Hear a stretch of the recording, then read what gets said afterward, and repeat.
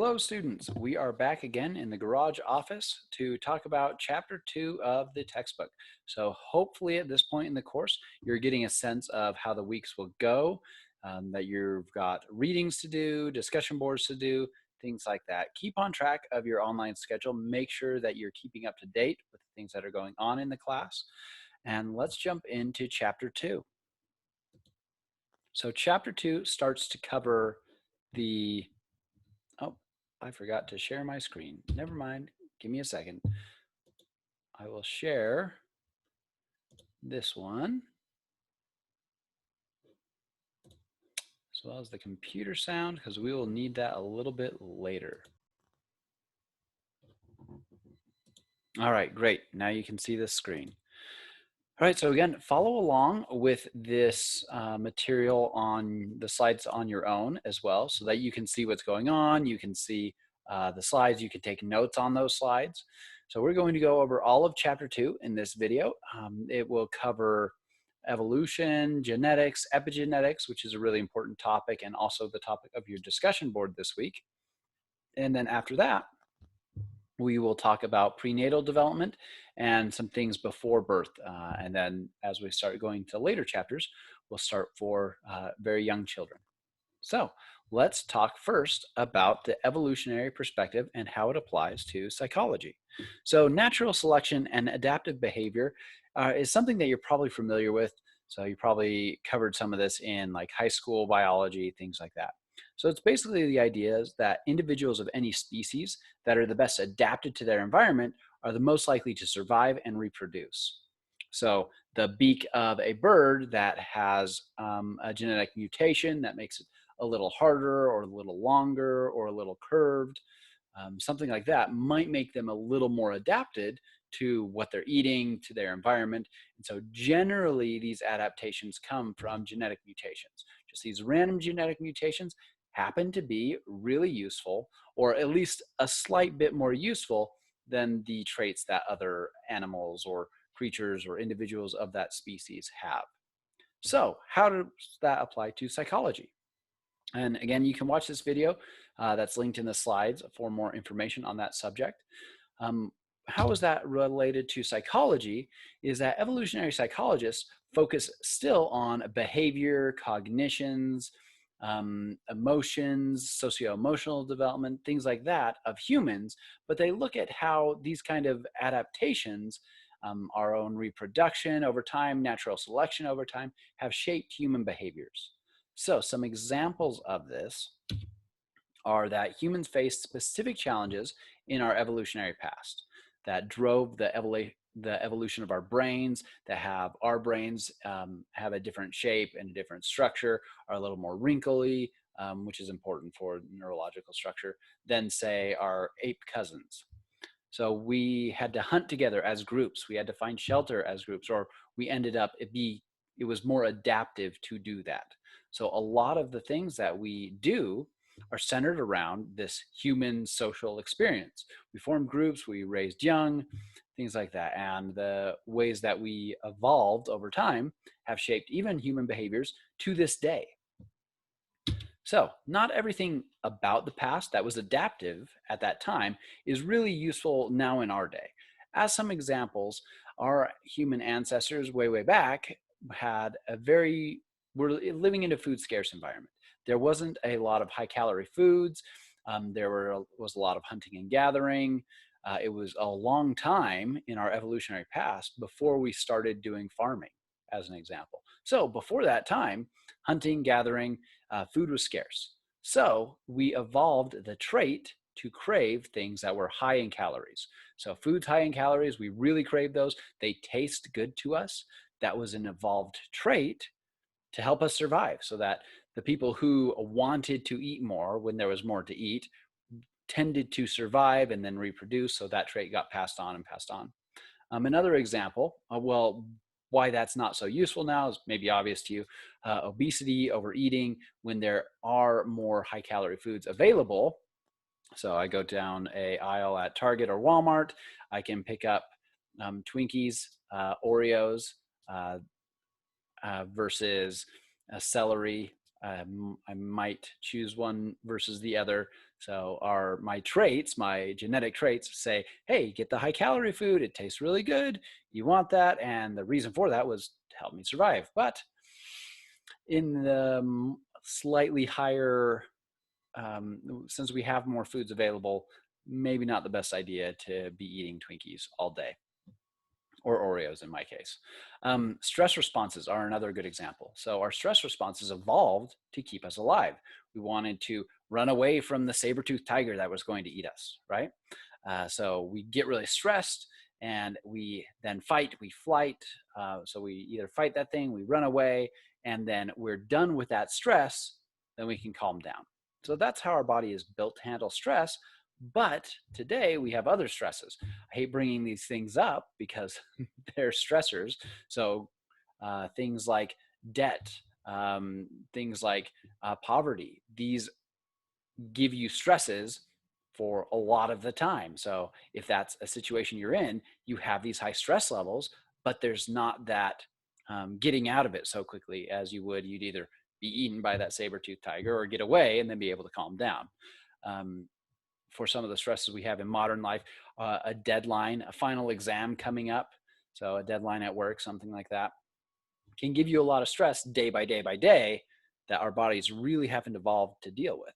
We've evolved to deal with short-term stresses, get that fixed, and then calm down. So some examples of things that were adaptive in the past that affect our behaviors now that aren't necessarily adaptive to life today.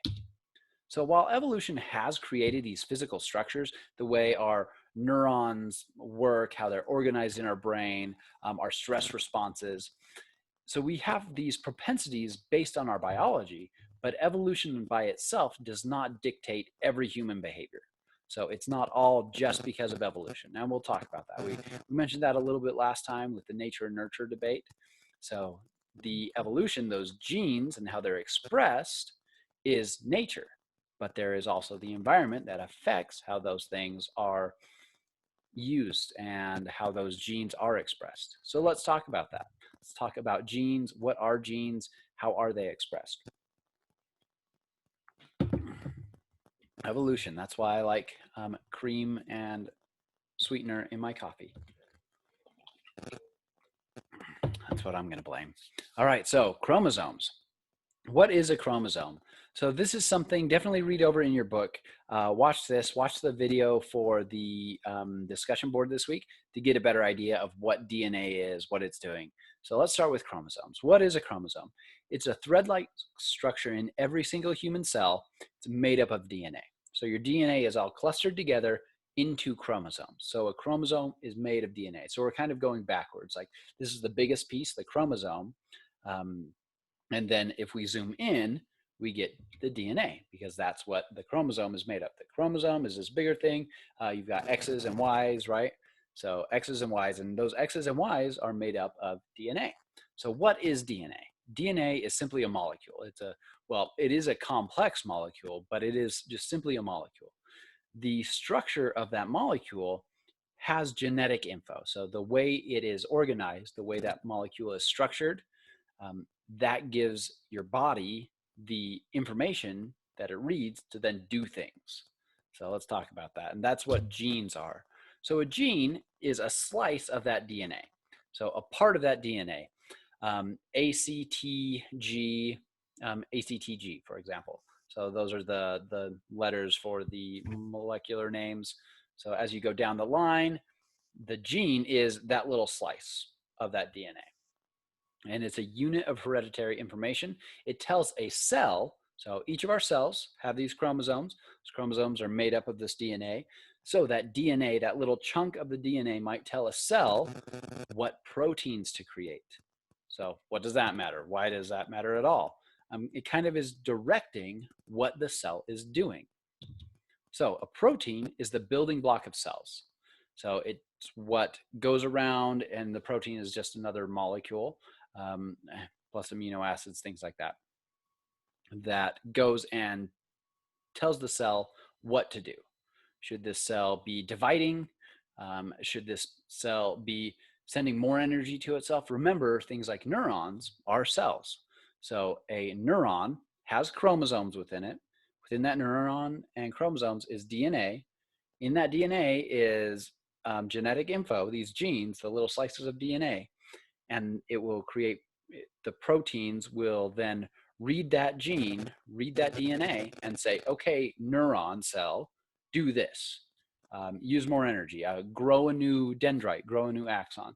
We'll talk a little more about the neuron structure in a later chapter, but this will come into play later on.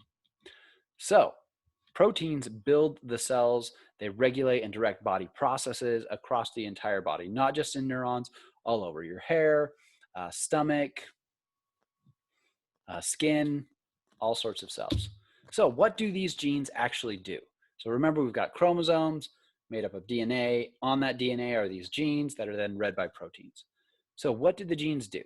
We have about 20,000 protein producing genes in our genetic structure. So genes work together with other genes and with non-genetic environmental factors to direct the creation of different proteins. So we've got this graph here. We've got the DNA. So this is the molecular structure, this double helix here. And so as this protein sees that this is the structure, it then goes, okay, now I need to go and tell this cell to do X, Y, Z. I need to make more energy, or I need to calm down. I need to not be growing so much. I need to start dividing, things like that.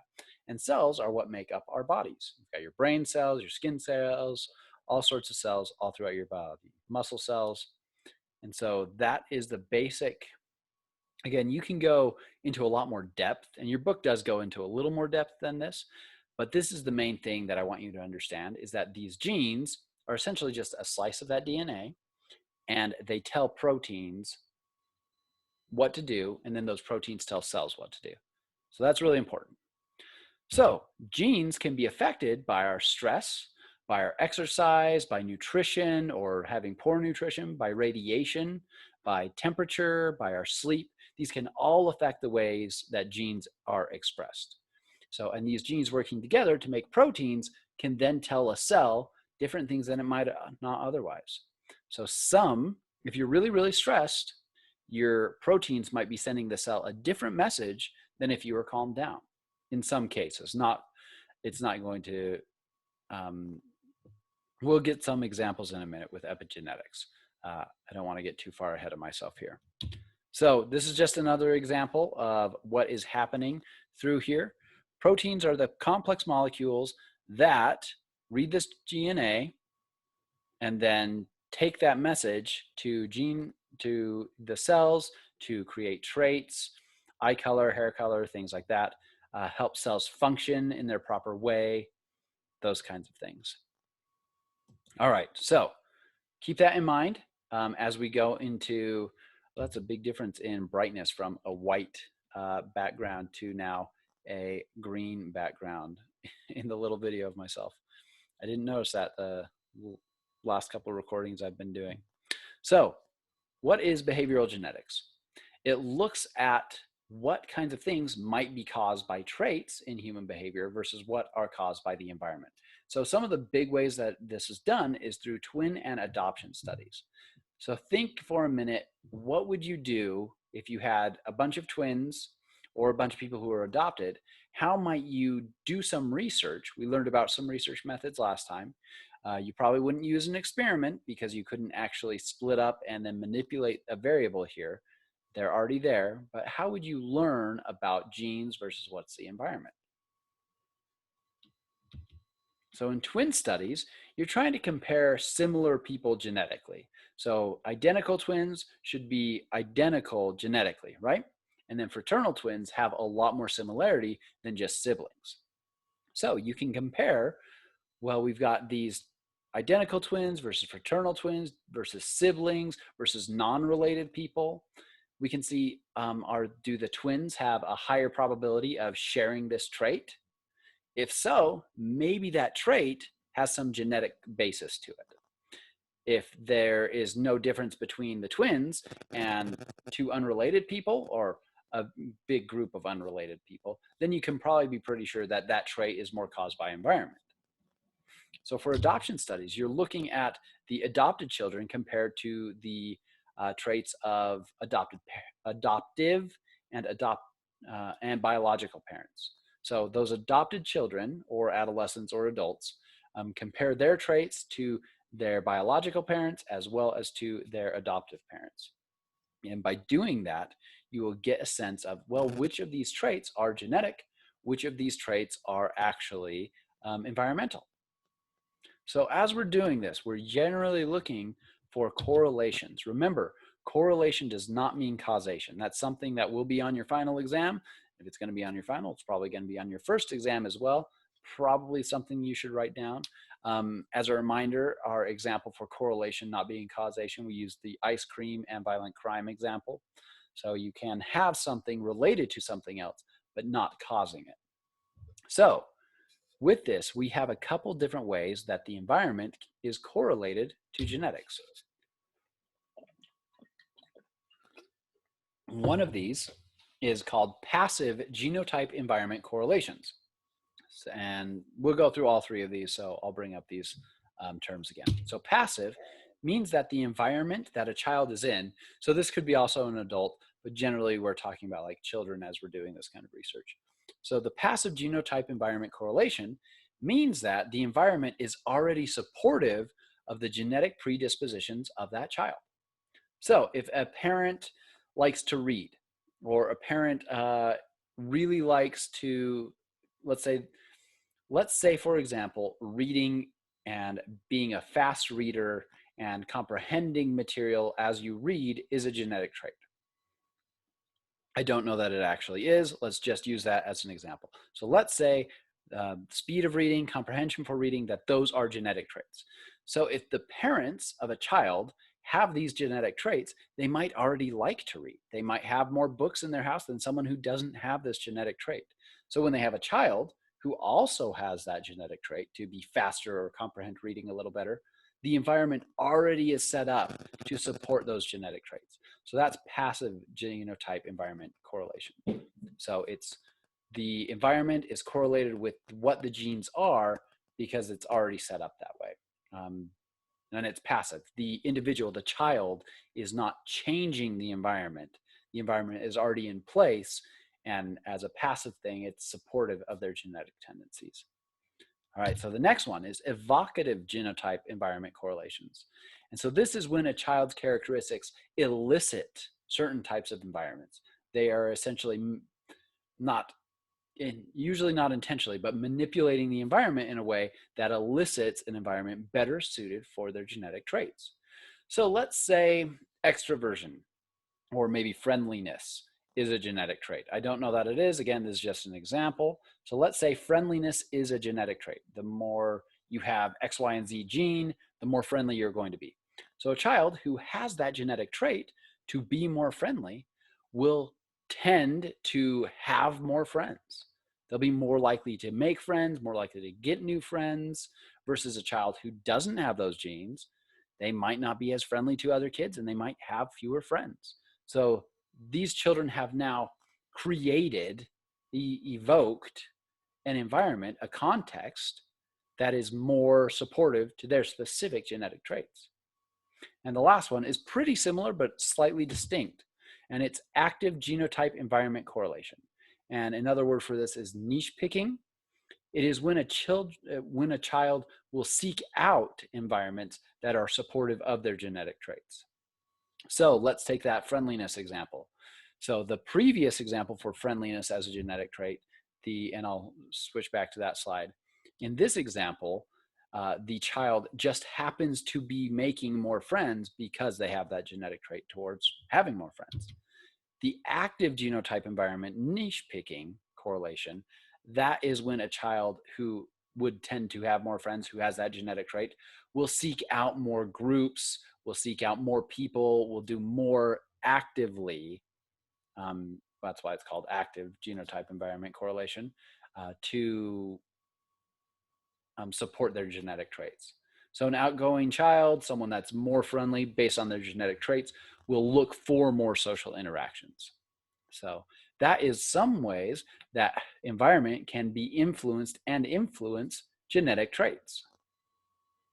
So you see, it's not just nature, nurture, right? There, it's not exclusively based on our genes. It's not just based on our traits.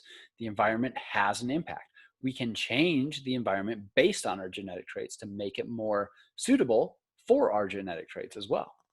So that's one example of how heredity and environment are related to one another and how they interact with each other. The next one is epigenetics. So epigenetics is a more direct interaction between the environment and your genetic traits, or how those proteins are actually read and used throughout your body.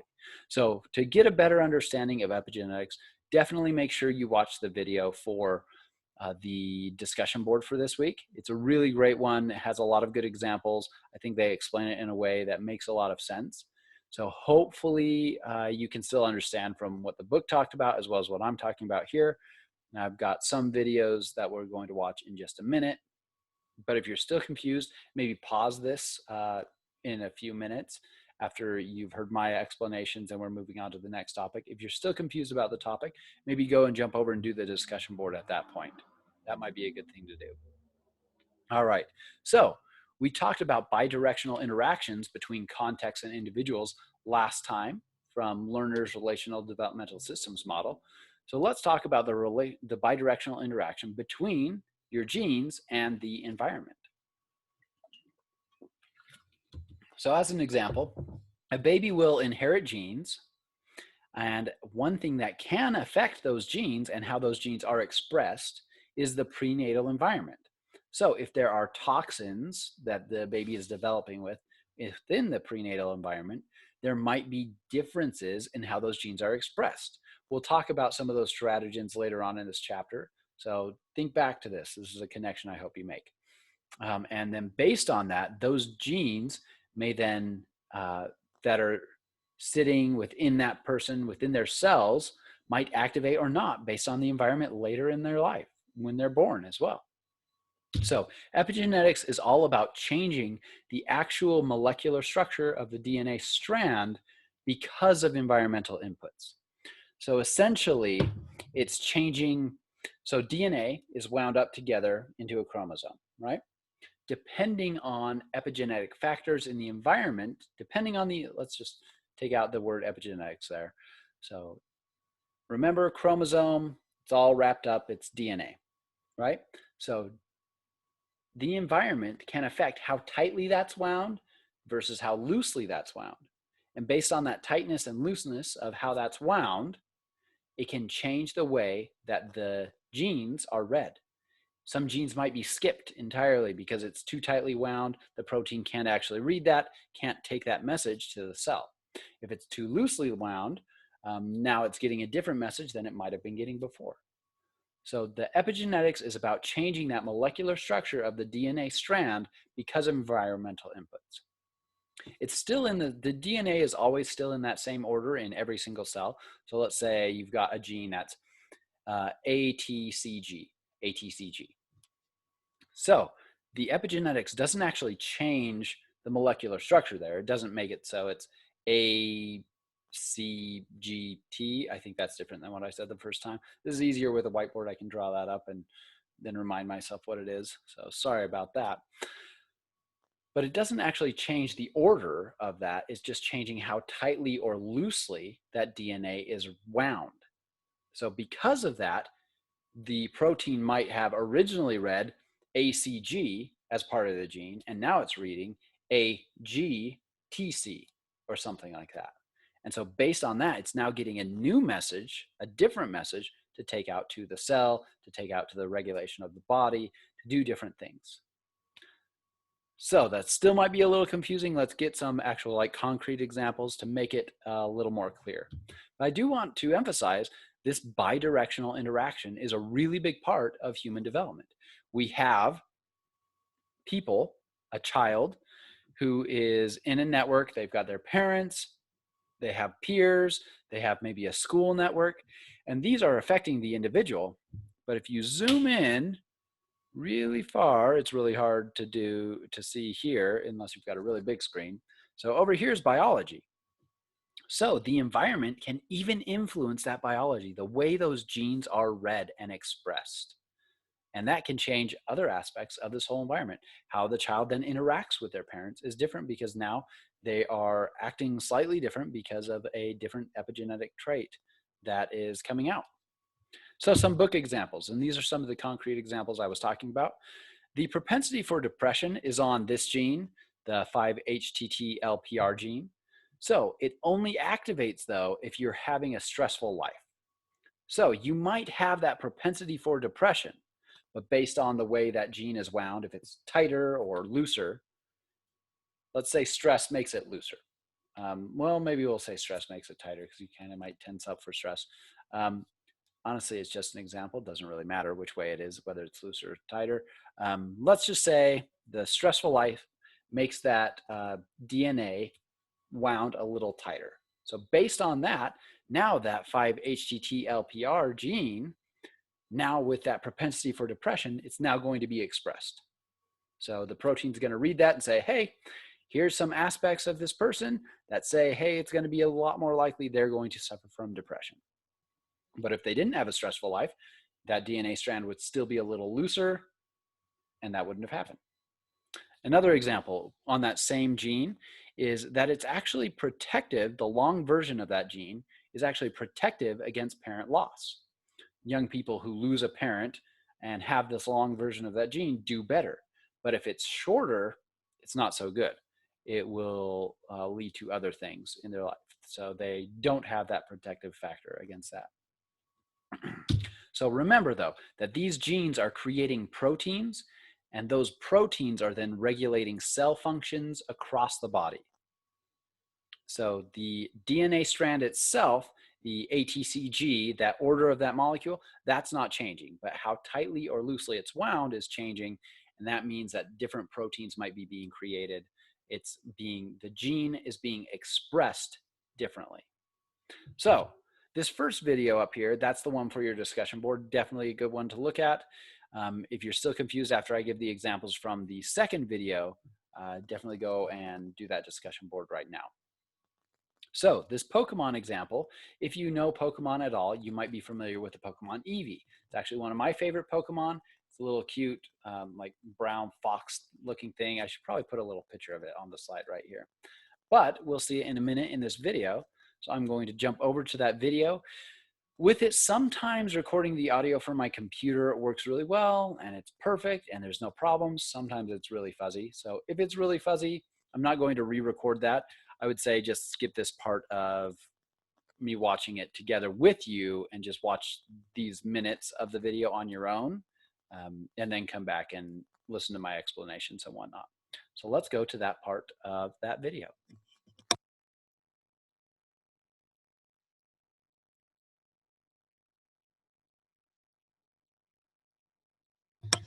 All right, here it is.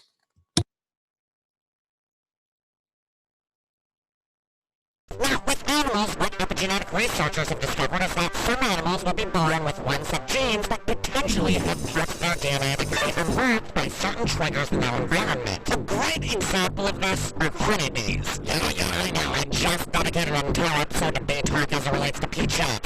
I'm just going through bee movie meme withdrawals. I don't know, bees are fascinating creatures, and in this case, they are the perfect Eevee example. So, like I covered back in that episode, female bee larvae can grow into either a queen bee or a worker bee. What makes the difference here is the food that they're given at birth. Bees given royal jelly become a queen, while everyone else becomes a worker. So in this case, royal jelly is basically the evolutionary stone for bees, determining what form the larval bee evolves into. It even changes the bee physically. Well, in their adult stage, queen bees and worker bees look way different. But in their larval stages, they're practically identical. It's exactly like two different evolutions that lined up with two different appearances despite starting with the same looking Eevees. The queen and worker bees didn't start off as genetically different, but differences in their environment, royal jelly, or lack thereof, led to wildly different gene expressions. And bees aren't the only place in nature. All right, so hopefully you understood that example. Bees can either turn into a worker bee or a queen bee. So with that, the environmental factor that depends on which kind they're going to be is that royal jelly. So the structure and the chemicals there then allows the DNA to be read differently. Let's say you cloned a bee. So this is a bee clones. Usually in nature, it's actually siblings, bee siblings. But let's just say you cloned 50 bees. Then you give 25 of them royal jelly, and you give 25 of them just normal bee food. I don't know what that would be. Honey probably for the workers.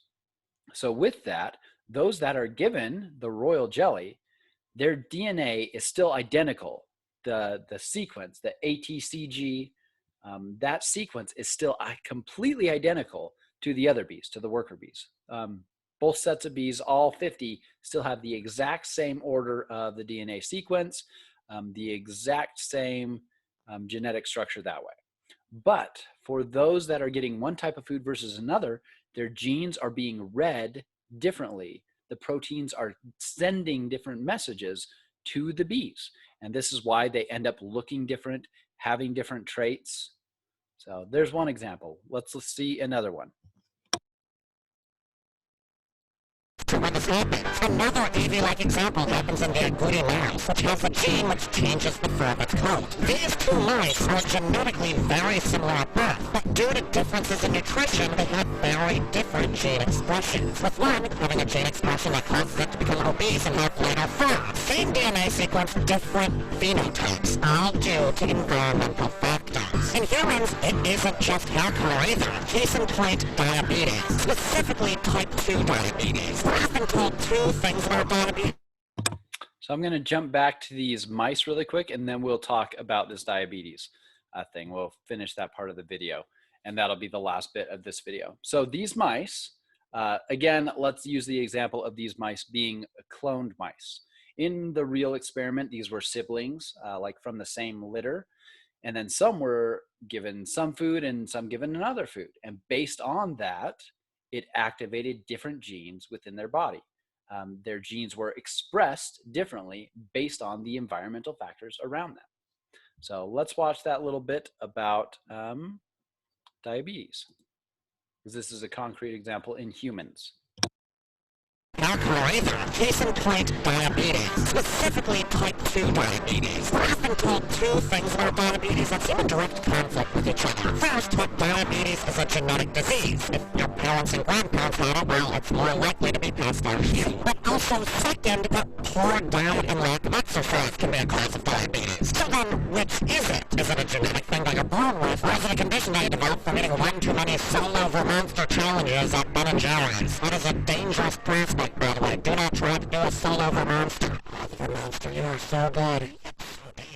The answer is it's both. You might inherit a genetic potential for diabetes that's part of the DNA sequence that you're born with, but that diabetes may only get unlocked if you have the bad diet. And if you maintain a good diet, well, you might never have to suffer the diabetes that was encoded into your genes, as those genes remain turned off. On the other hand, someone without a genetic predisposition for diabetes might never get it no matter how many big nights they eat on the reg. And this kind of epigenetics perfectly lines up with what we know about Eevee. All right, so it's back to talking about Eevee. If, again, you know a little bit about Pokemon, Eevee is a Pokemon that can evolve to lots of different forms. It can have fire powers, lightning powers, fairy powers,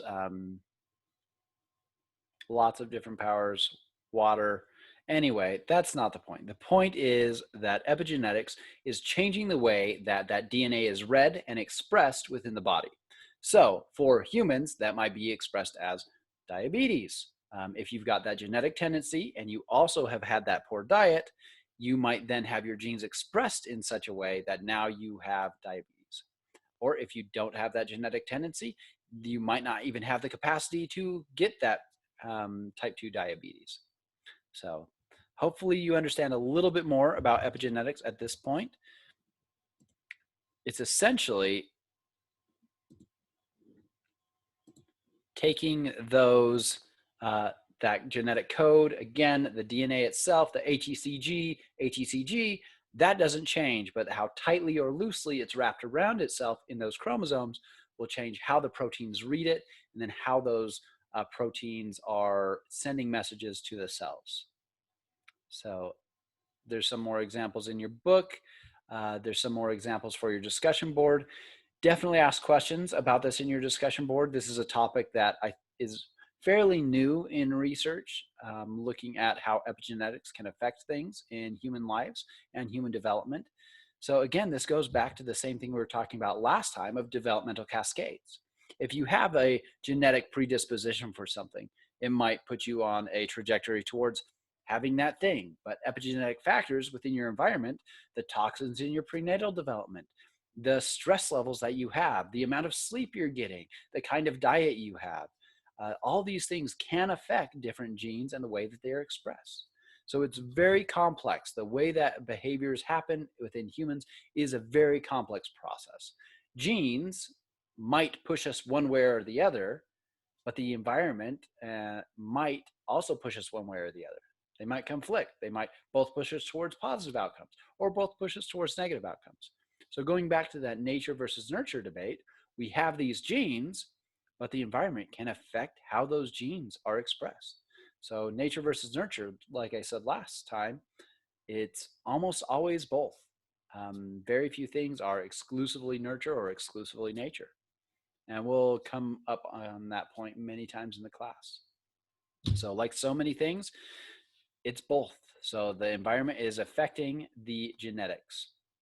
All right, so let's now jump into talking about prenatal development and some problems that can happen in prenatal development. We'll kind of breeze through this fairly quickly. There's a lot of detail in your textbook, so definitely read your textbook in this section to get that much detail. We won't go into a ton of detail in this lecture, though. I really want you to understand the genetic structure, epigenetics, those things, how the environment can affect heredity more than necessarily memorizing a lot of stuff about the prenatal period. So with this, we have the germinal period, embryonic period, and fetal period. So what does this mean? The germinal period is those first 2 weeks after conception.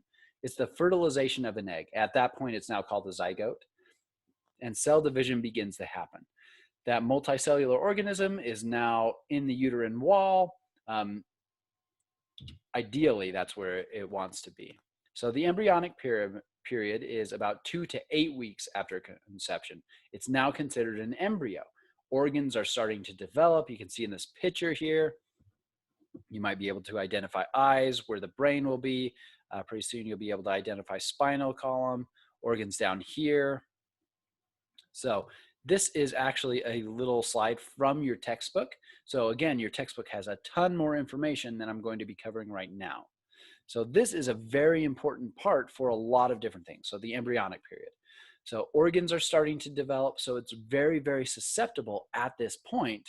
This organism is very susceptible to teratogens. We'll talk about what a teratogen is. You can just think of it as dangers within the prenatal environment. So an example would be fetal alcohol poisoning. Can affect the development of organs, development of the brain at this point. So this is when a lot of those problems can occur, which can be dangerous because this is just 2 to 8 weeks after conception. Some people might not know that they're even pregnant at this point. So it can be very dangerous for that embryo. Then the fetal period is essentially the whole rest of the pregnancy. So it starts at about 2 months and lasts about 7 months. So your book breaks it down into even smaller chunks, the 16 weeks, 20 weeks, 24 weeks. There's a couple points I want to hit on within this period, but essentially the rest of the development is considered the fetal period, and that it's considered not just an embryo anymore, but a fetus at that point. So the main things I want to touch on is the brain development here. So the basic structure of the brain itself is in place after the second trimester. So pretty early on in the development of a human being from conception to adulthood, the basic structure is in place, like prefrontal cortex is up here, occipital lobe back here, those kinds of things. So we can look at these graphs over here. We can see here's about, it's even hard for me to read. So 20 something days, 30 days, 50 days, it looks like, maybe 60, 70 days, something weeks at this point, 6 months. So still prenatal development here, and then 9 months. So this is about the birth, about at the point of a baby being born. So this basic structure, though, you can see how here it kind of looks like a long noodle. I don't know. And then here it looks quite a lot like a fully developed brain. There's not a ton of dramatic difference between this one and an adult brain, and especially between this one and an adult brain. So what that means is during this time of prenatal development, a lot of neural development is happening. So there's tons of neurons being built or being grown, being developed, being created within that brain, and then migrating, moving to where they're going to be for the rest of life. A really neat thing about this is after these neurons migrate to their final locations, so they migrate to either the front of the brain, the back of the brain, the sides, the middle, they move to where they want to be, and then at about week 23 to 25, that's when they start reaching out with dendrites and axons and make connections with each other. So it's at that point that you can actually see the chemical electrical activity within fetuses' brains, which is really neat to me. I think that's really awesome that at that point, their brains are essentially working at that point. Before that, the brain's working on building itself, but at this point, it's kind of working on actually doing brain things, which is, to me, really neat. So what that means is connections are now being made between different parts of the brain. Occipital lobe is wiring up. Your emotion centers are starting to wire up at this point. Prefrontal cortex is starting to wire up. And that keeps happening. And the neurons keep becoming specified. And there's even new neurons being built, even up to about 2 years old. So at about 2 years old, a lot of these processes slow down. Some of them stop completely. Like at about 2, you're not really growing new neurons really any time in your life. With some caveats, we'll talk about that later in the class. And we're making lots of branches, lots of connections between different neurons.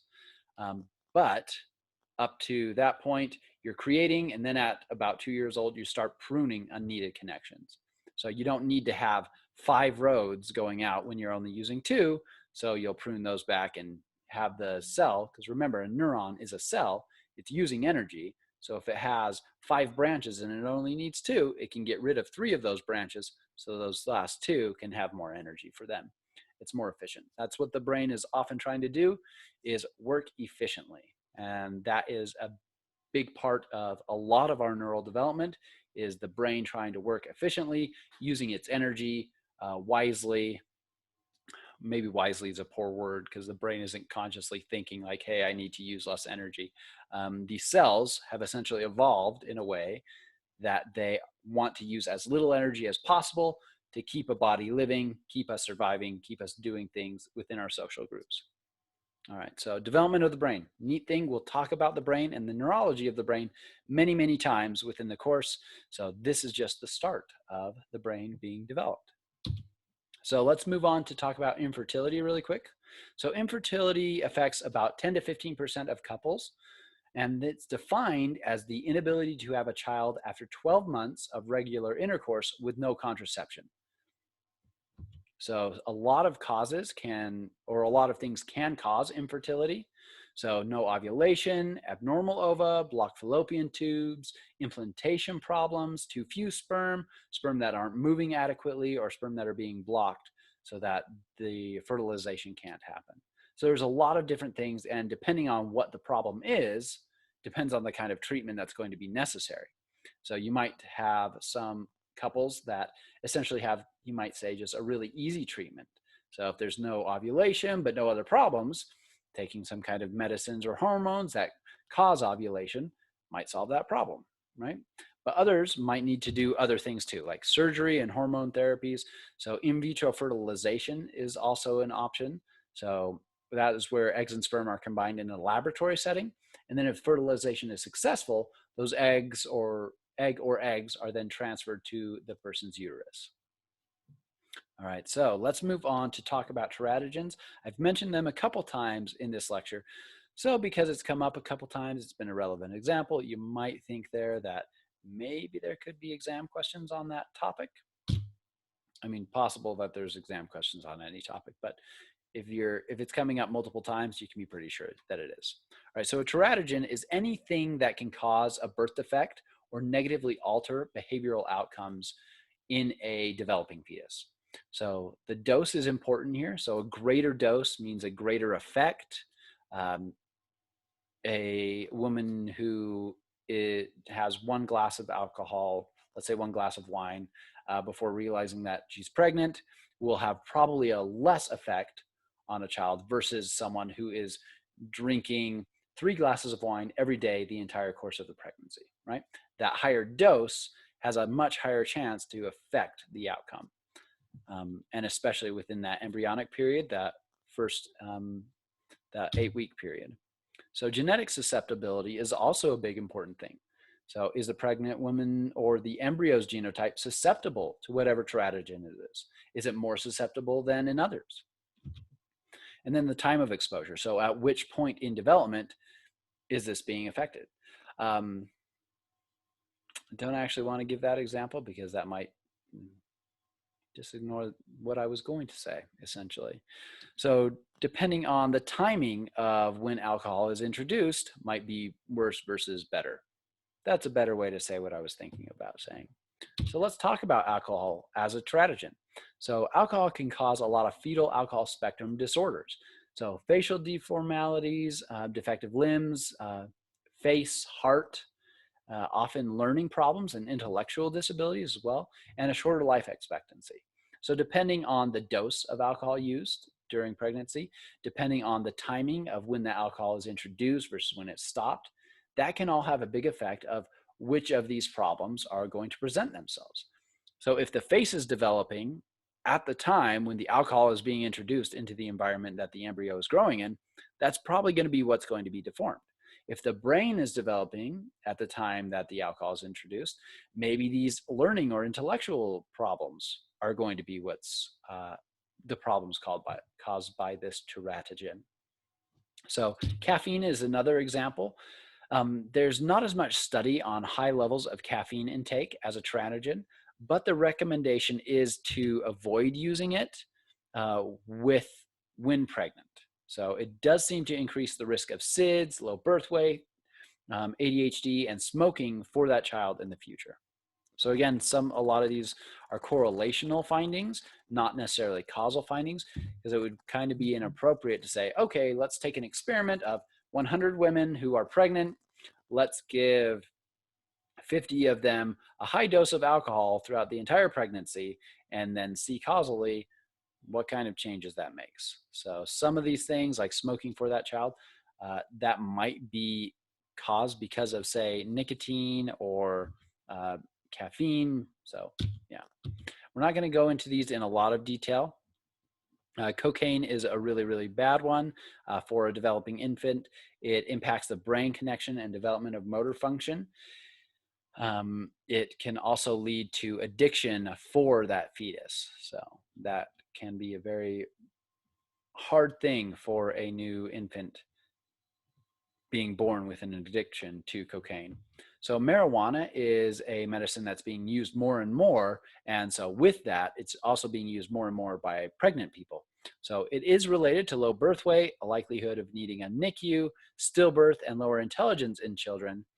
And with that, if this is a medicine that's being used by any person who's pregnant, they can talk to their doctor and should talk to their doctor about finding alternative medicines that are safe during pregnancy for the developing child.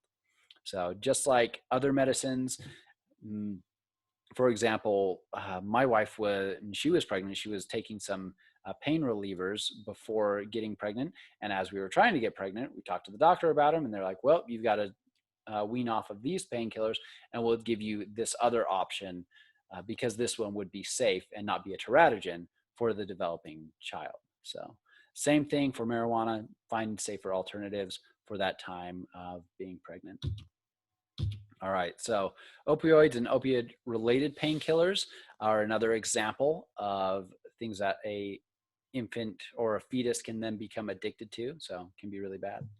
Some other teratogens are not necessarily chemicals that are introduced, but diseases that the mother has or infections. So syphilis, for example, can cause eye and skin problems in fetuses after about 4 months of gestation, can cause blindness, is treated pretty easily with penicillin. So these are things to be aware of.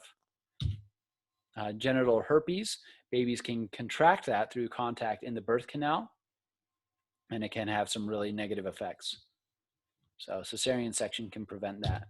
HIV and AIDS can be transmitted a few different ways to a child that's being born across placenta, contact with blood and fluids during delivery, as well as through breastfeeding. So a infant might be infected and symptomatic, infected but asymptomatic, or even not infected. So just some risks to be aware of. Other parental factors are things like obesity. Obesity increases the rates of hypertension, diabetes, respiratory problems. It's related to stillbirth and preterm birth. So one thing that a developing fetus really needs is folic acid, omega-3 fatty acids, protein, vitamins, and many, many minerals like iron. So these are things that are good versus obesity in the pregnant person would tend to have a negative effect on that developing fetus. Maternal age also has an impact on the environment that the fetus is developing in. So for adolescents who are pregnant and then having children, they tend to have a higher infant mortality rate. This might be partially because their prenatal care might not be as good. They might not be able to afford as much prenatal care. They might not know that they're pregnant as early on because maybe it was unplanned, and so they don't get care early on. If there was drug use, they might have been using drugs before realizing they were pregnant, and that was a teratogen for that child. Adolescents are also less likely to seek prenatal care. There's also higher risks of Down syndrome. For pregnant people who are 35 and older, there's also higher rates of Down syndrome, risk of low birth weight, preterm delivery. And when you're getting to about 40 plus, it's a lot more chance of miscarriage, a higher chance of preterm birth, stillbirth, and fetal growth problems. So there's kind of a sweet spot there in about the 20s for a more healthy environment for a fetus to be developing in. But there are also paternal risk factors. So exposure to things like lead, radiation, pesticides can cause abnormalities in sperm. And then this could cause infertility, as an example. Could lead to miscarriage, even childhood cancer. So another thing that's parental or paternal factor is the relationship with the mother. So if there is a supportive, egalitarian, and positive attitude towards the pregnancy, towards the mother, care of both the physical and psychological well-being of the mother, that will lead to more positive outcomes for both the mother and the child. So let's talk a little bit about birth and the postpartum period. Prenatal care can look very, very different between pregnant people and what they choose to do. So it usually involves regular doctor visits. You learn what to expect with the pregnancy, with the delivery. You might be doing tests to see a lot of different things. These might be in group visits or individual settings. Exercise is very important. A balanced diet is very important. And then for the birth process itself, there are very, very many options. So, and they all have their different potential risks and benefits. So midwives, doctors, nurses, attendants, medication used, like an epidural throughout delivery or not, natural childbirth, cesarean delivery, water birth, using massage or acupuncture for reducing pain. So some more good sources. Babycenter.com is actually a really great one for not even just the pregnancy time, but even for the first couple of years of a child's life. Lots of good, valid resources there. If your question paper idea is somewhere around this kind of topic, that might be a good place to go and look for some sources, as well as for, again, a peer-reviewed research article. All right, so with that, low birth weight is considered less than 5 pounds, 8 ounces. Very low birth weight is less than 3 pounds, 4 ounces, and extremely low birth weight is less than 2 pounds, 3 ounces. And these are all going to lead to a higher risk of death, infection, things like that. So preterm is considered 35 or fewer weeks after conception, and about 10% of babies born in the USA are born premature. Other developed countries, it's closer to 4 or 5%. So maybe suggest some things about the healthcare system in the US. And most preterm babies are also low birth weight because the last little bit of the developing of the fetus is a lot of weight being put on. So low birth weight consequences are lower survival rate, higher chances of learning disabilities, things like ADHD, autism spectrum disorders, even breathing problems later in life. Some treatments for preterm infants, also both short and long-term benefits like NICUs, things called kangaroo care, like what we see in this video here, having mothers hold and care for their babies, having that skin-to-skin contact, and a lot of contact over time rather than leaving the child in, say, a NICU with tubes. They have the tubes still there because that's needed, but still having contact with the mother or even nurses, things like that. Massage therapy can also help. So, for the postpartum period after the birth of the baby, what are some things that happen for the parents, especially? So, a loss of sleep. This was one of my major complaints with both my children. Sometimes it's my major complaint with children, even today.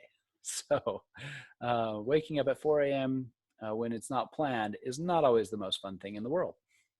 So, with that, especially with a newborn baby, there might be a lot of sleep loss that might lead to increased stress, increased marital conflict, impaired decision making, and some depressive symptoms even. So you might have emotional and psychological adjustments. So for a person who has given birth, there are many hormones changing within their body. And so giving time to adjust to those will change things like emotions, will change body functions over those couple weeks after birth. And even people who didn't give birth that are close to the pregnant person, so say a partner, can have different physiological responses and different hormones because of the birth and things like that. Not to the degree that the person who gave birth is having, but similar in some ways. So with that, about 70% of people who give birth experience postpartum blues.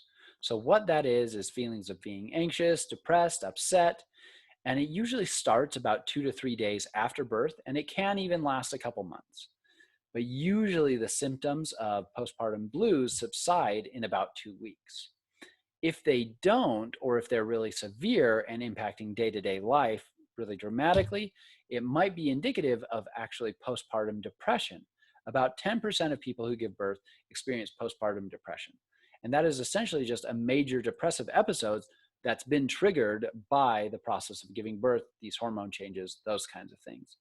Usually they start about 4 weeks after delivery. Again, so someone with postpartum blues might transition into actually a postpartum depressive episode.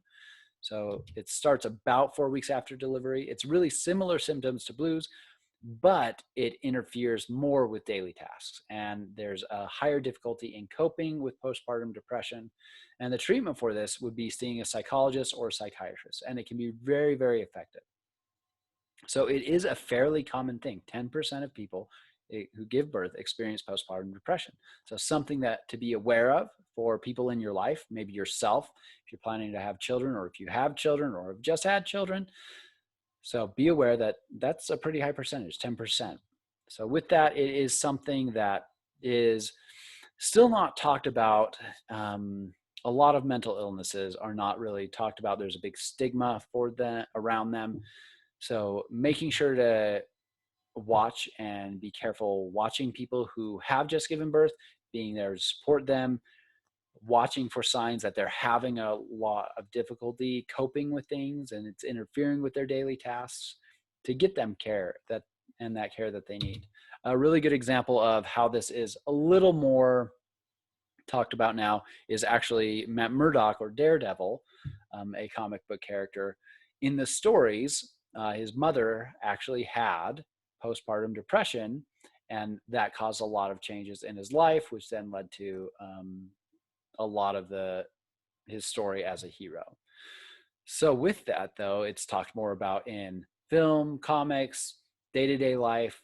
It's all right to talk about mental illness. We want to get people care. So especially for something like this. I mean, especially for any mental illness, really.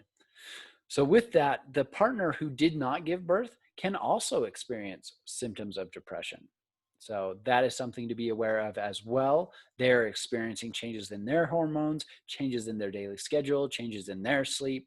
So being aware of these things can be really important.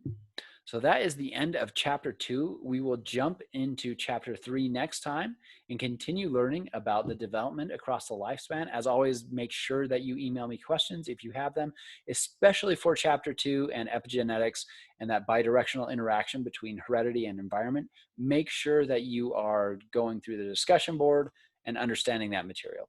Ask your peers questions, try to understand it better there. Ask me questions if you still don't understand, and I would be happy to help you. So thanks very much. That is chapter 2.